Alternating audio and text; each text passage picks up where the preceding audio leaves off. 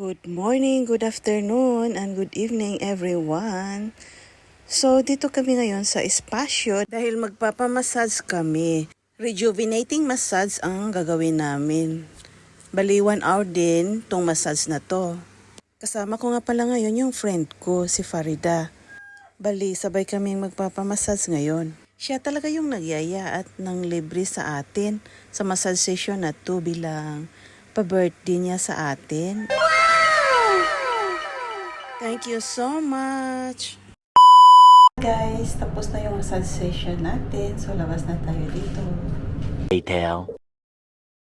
So, ayan na guys. Natapos na yung massage namin. So, naisipan na naman namin magkapi-kapi dito sa Jayco. Ayan, at nang libre naman si Madam. Nilibre na naman tayo ni Farida, guys.